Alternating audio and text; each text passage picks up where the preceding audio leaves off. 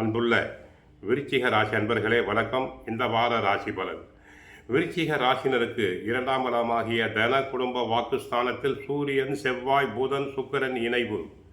4இல் ராகு, 5இல் சனி, அஷ்டமத்தில் குரு வக்கிரம், 10இல் கேது இருக்கிறார்.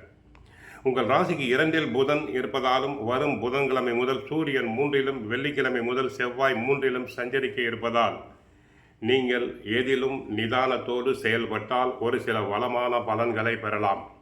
தொழில் வியாபாரத்தில் முதலில் கிடைக்கக்கூடிய வாய்ப்புகளை சரியான முறையில் பயன்படுத்தி கொண்டால் விரைவில் ஒரு நல்ல முன்னேற்றத்தை அடையக்கூடிய வாய்ப்புகள் தங்களுக்கு உண்டு.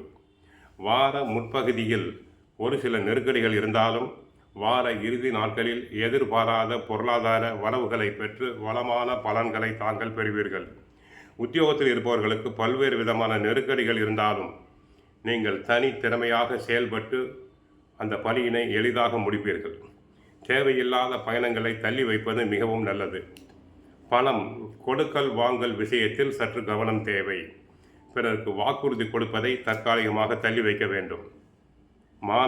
மாணவியர்கள் நன்றாக படிக்க வேண்டும். கெட்ட சகவாசம் கூடாது. பெற்றோர் சொற்படி, ஆசிரியர் சொற்படி கேட்குதல் வேண்டும். 7க்குரிய சுக்கிரன் தன குடும்ப ஸ்தானத்தில் அமர்ந்ததும் அவரோடு செவ்வாய் அமர்ந்ததும் சுக்கிர மங்கள யோகத்தை தரும் அமைப்பு. காரணம், இங்கே செவ்வாய் ராசிநாதனாக இருக்கிறார். அவரை குரு பார்க்கிறார். தனஸ்தானத்தை தனாதிபதி குரு பார்ப்பது பொருளாதார சிக்கல்களை குறைக்கும்.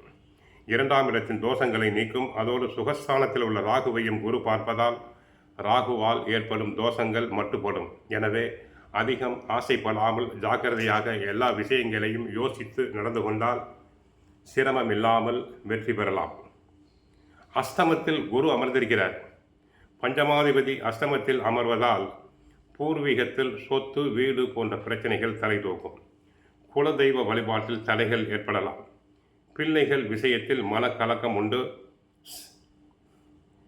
3ஆம் இடத்தை புதன் நெருங்குவதால் சிந்தனை தெளிவு குறையலாம். கவனம் தேவை. குலதெய்வ வழிபாடு தேவை. ஜூன் 2ஆம் தேதி ஏற்படும் குரு பயிற்சி தங்களுக்கு சிறந்த மாற்றத்தினை, தெளிவினை, வளமான பலனை கொடுக்கும். அதுவரை தாங்கள் பொறுமையாக இருத்தல் வேண்டும். வண்டி வாகனத்தில் செல்லும் போது கவனமாக இருங்கள்.